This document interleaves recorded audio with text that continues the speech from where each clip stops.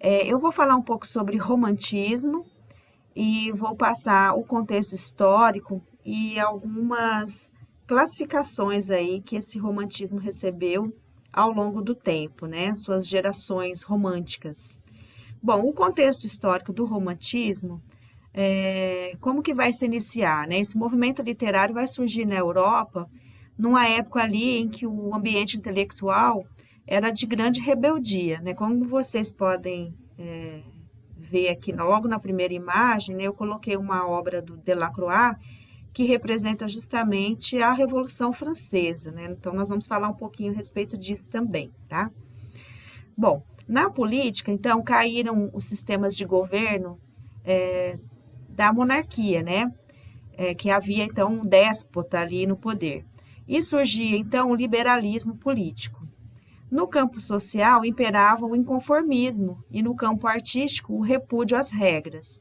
A Revolução Francesa, então, é o clímax desse período aí de oposição.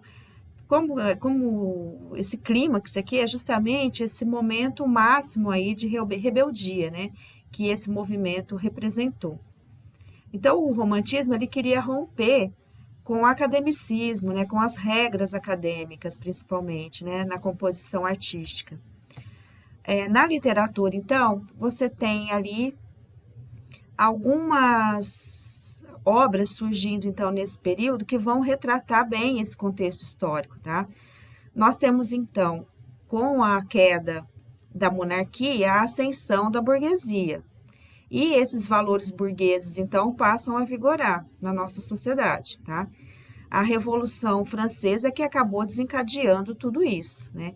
E o fim do absolutismo, ou seja, um rei ali como figura de poder, acabou então dando lugar, né? A monarquia deu lugar então aos valores burgueses. E aí os burgueses começaram então a ditar as regras sociais e culturais, tá?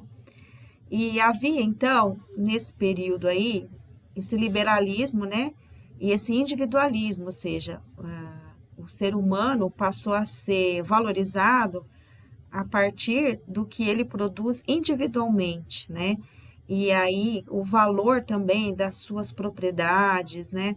De tudo aquilo que ele conseguia construir por conta própria passou a ser muito valorizado. O surgimento, então, do romantismo vai ter como base esse contexto histórico, então, em que os indivíduos queriam se firmar ali, socialmente falando, né? Eles queriam ascender, eles queriam ter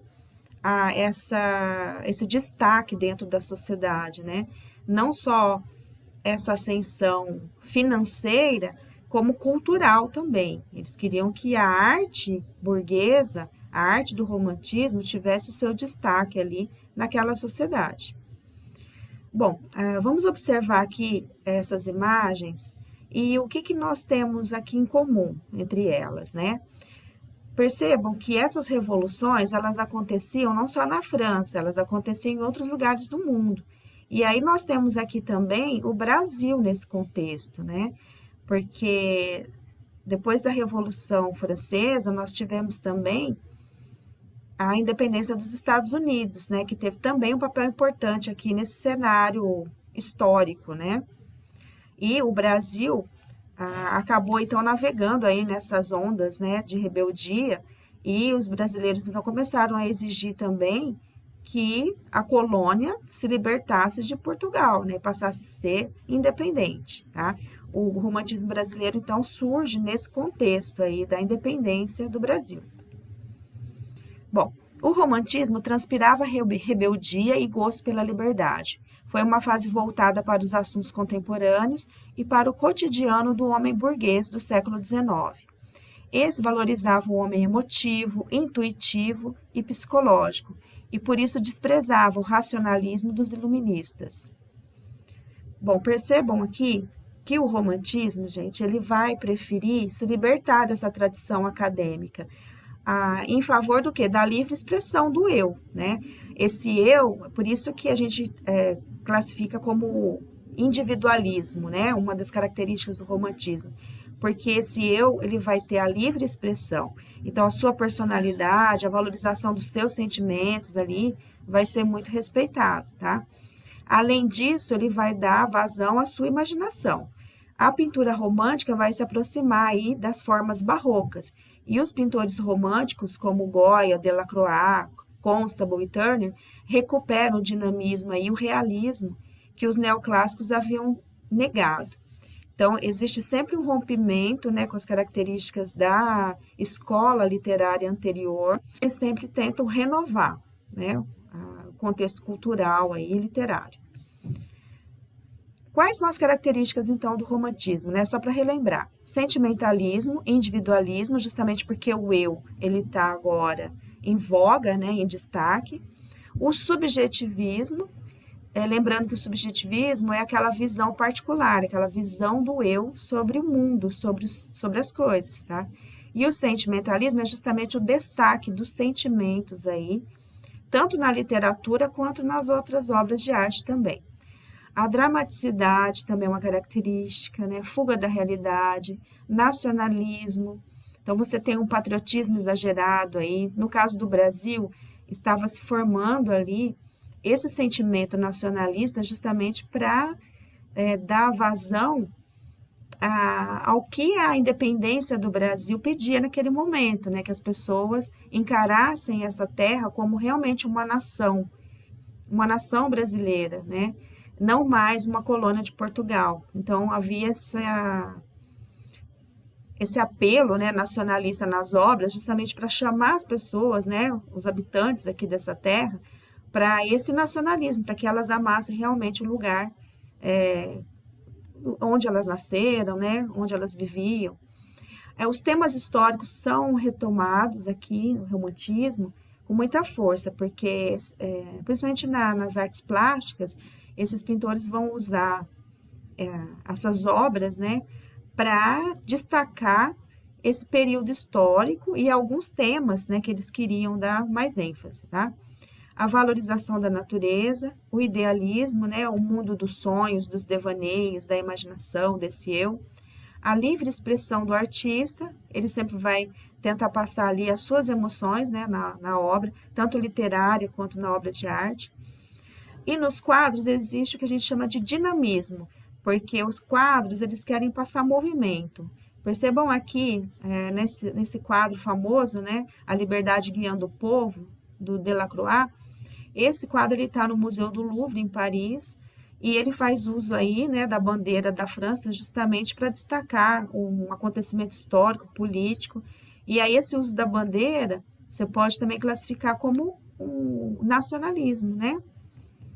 O sentimento nacionalista aí desse povo também, tá? Então não era um nacionalismo só aqui no Brasil, era uma característica do romantismo em outros países também, tá? Na Alemanha, na França, em Portugal, etc.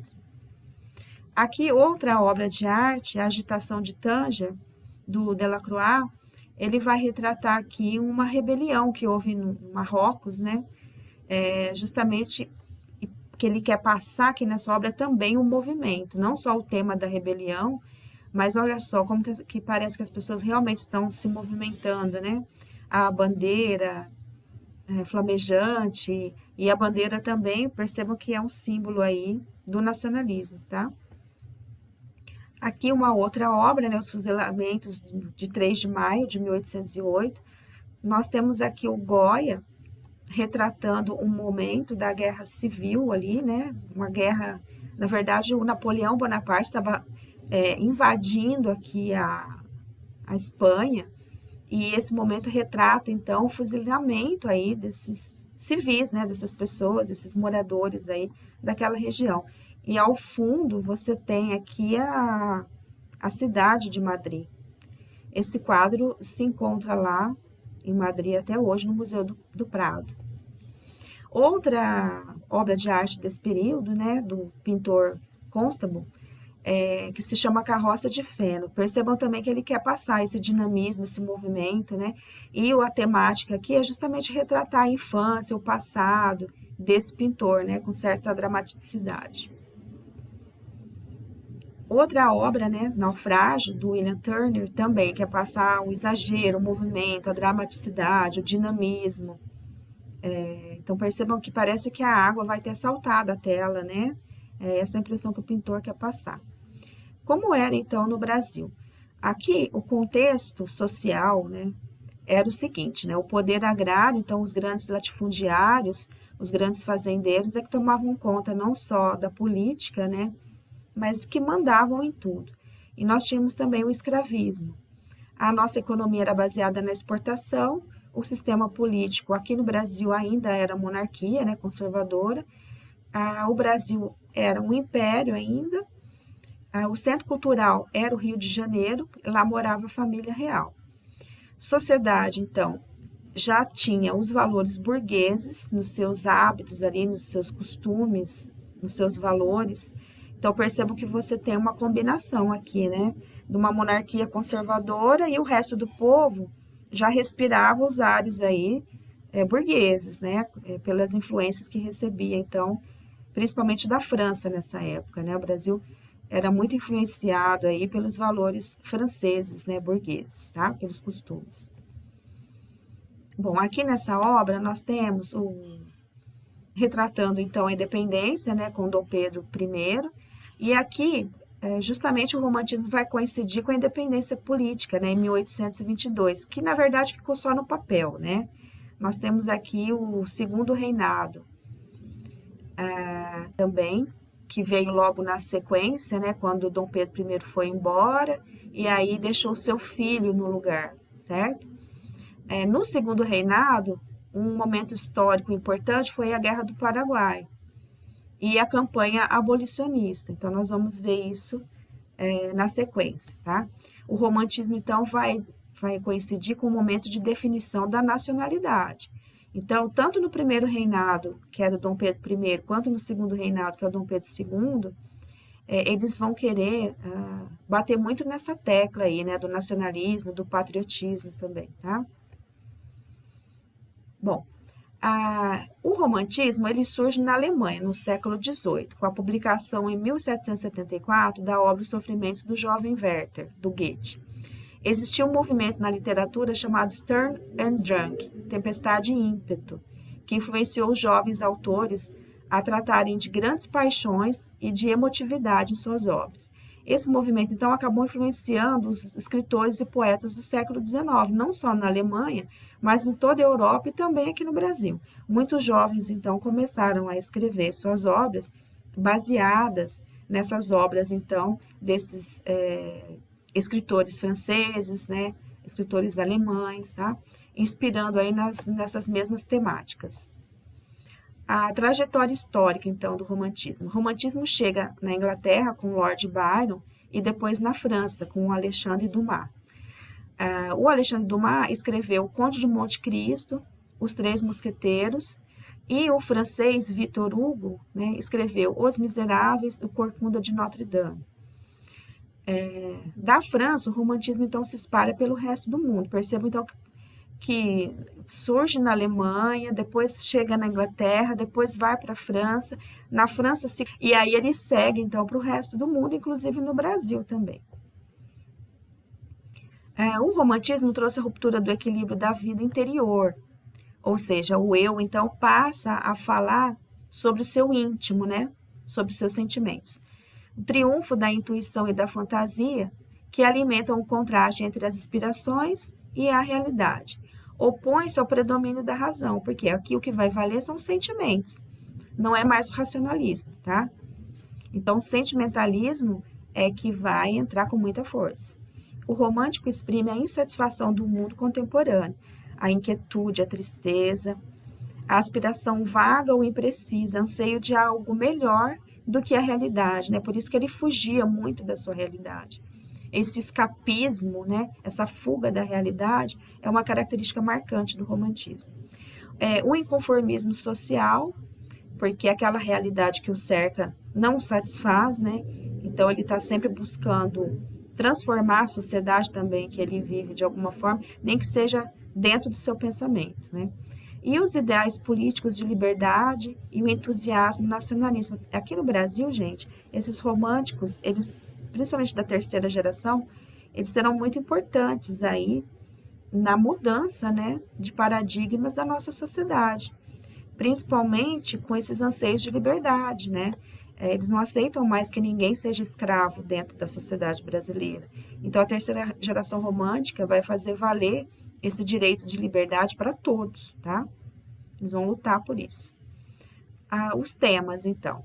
Natureza, atitude religiosa, né? Os valores cristãos, eles têm muita força aqui nesse período. O amor, a infância é muito valorizada, o lar, a pátria. Existe aqui uma retomada, né, em algumas obras desses conceitos, né, do cavaleiro medieval, né, do herói, daquele que vence, né, todas as batalhas, principalmente no Brasil, na figura do índio, né? O índio começa, então, a representar esse cavaleiro medieval. Nos outros países, como eles tinham essa tradição da Idade Média e realmente viveram isso, né, a época da cavalaria, eles retomam esses heróis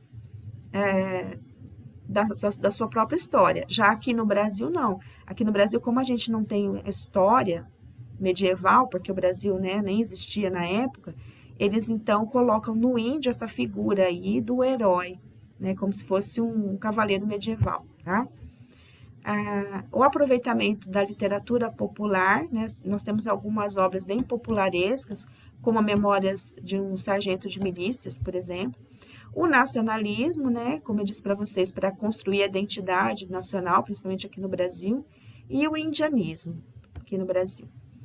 A imagem da mulher, né? A mulher é vista como um ser puro, nobre, né? Com um amor sincero. Só que nós temos algumas personagens que também passam a mulher como objeto ali de sedução, né?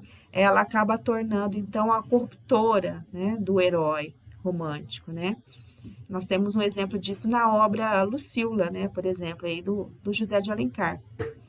E a mulher vilã, que ela pode depois se redimir, né, se arrepender de tudo que ela fez em nome do amor.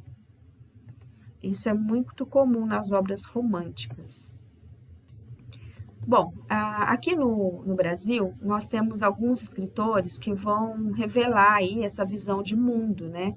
Então, nós temos o nacionalismo e o indianismo muito forte nas obras do José de Alencar. O José de Alencar, ele vai escrever obras inspiradas justamente tendo o índio como o herói, né? E também nós temos a obra Iracema, que vai retratar um romance entre a Iracema, que é uma índia, e um português, né, que é o colonizador. E aí a junção, né, o casamento, vamos dizer assim, entre essa índia e entre esse português, desse casamento acabou surgindo a nação brasileira, tá? Só que José de Alencar, além de Iracema, ele tem muitos romances urbanos também. Esses romances urbanos, eles vão retratar os valores da burguesia brasileira, sempre muito inspirados nos valores e na cultura francesa, né? Porque naquela época, como eu disse para vocês, eles valorizavam muito a cultura francesa. E além do romance urbano e indianista, o José de Alencar também tem os romances regionalistas, né? Que ele vai falar a respeito da coragem do sertanejo, né? Das vilezas do homem da cidade, ou seja, das maldades, né, do homem da cidade. E aí vai mostrar essa burguesia, então, em ascensão, tá?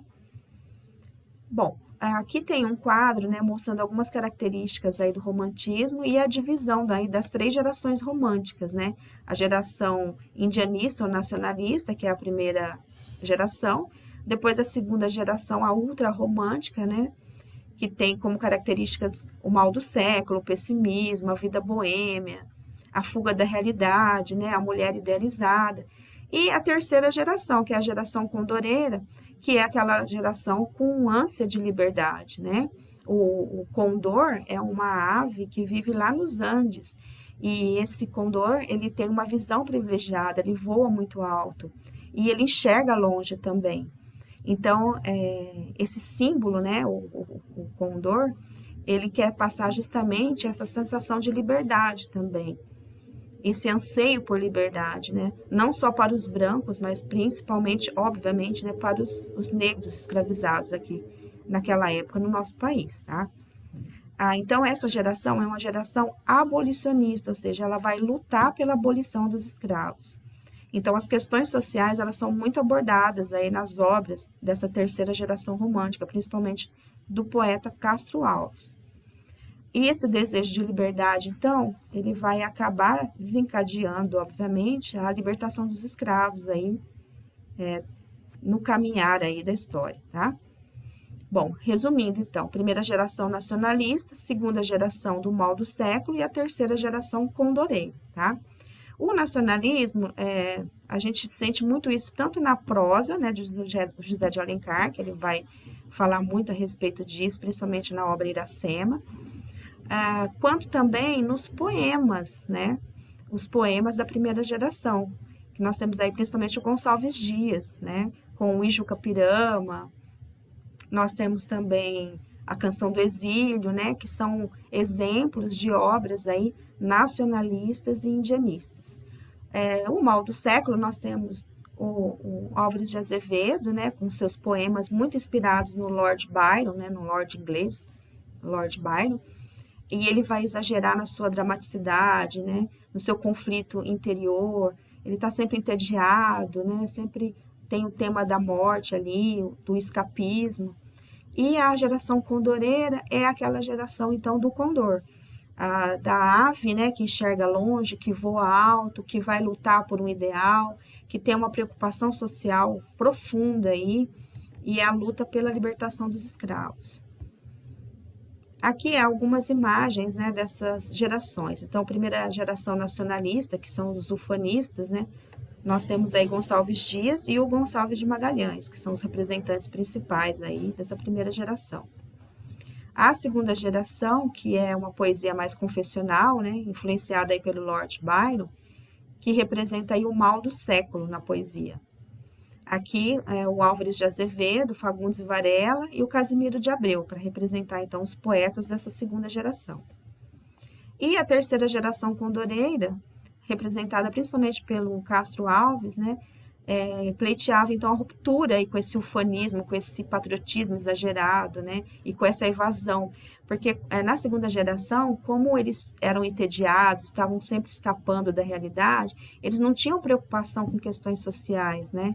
Já nessa terceira geração, é uma geração mais engajada politicamente falando, né. Tem essa frase famosa, né, do Castro Alves, a praça é do povo como o céu é do condor, ou seja, o povo tem que ocupar a praça, tem que ocupar o seu espaço, tem que lutar pelos seus direitos, né, tem que pedir por mudanças. Então, ele está comparando ali essa praça com o céu, né, que o condor está ali também ocupando seu espaço, lutando, enxergando além, enxergando o futuro.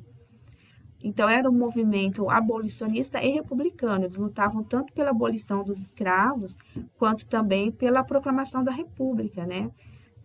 Que o Brasil fosse definitivamente desvencilhado, né? Liberto de Portugal, né? Não só no papel, mas também no concreto, né? Na realidade. Bom, e aí, nessa terceira geração, nós temos, então, uma poesia social voltada, então, justamente para essa luta, né, desse direito à liberdade, né, sempre lutando contra a escravidão, a opressão e a ignorância do povo. A linguagem condoreira, ela é grandiloquente, ou seja, ela é muito exagerada, né, ela chama as pessoas a participar. Então, por isso o uso de hipérboles, né, daquele exagero, das exclamações, dos apóstrofes, das metáforas, justamente para deixar bastante enfática aí, né, essa linguagem. Nós temos, então, nessa terceira geração, Castro Alves e o Souza Andrade, então, representando a geração condoreira. Bom, gente, a aula de hoje vai ficar por aqui. Na próxima aula eu vou falar sobre prosa romântica e eu vou me aprofundar um pouco mais, então, no José de Alencar, tá? Obrigado pela atenção, um abraço a todos, até mais, até a próxima aula.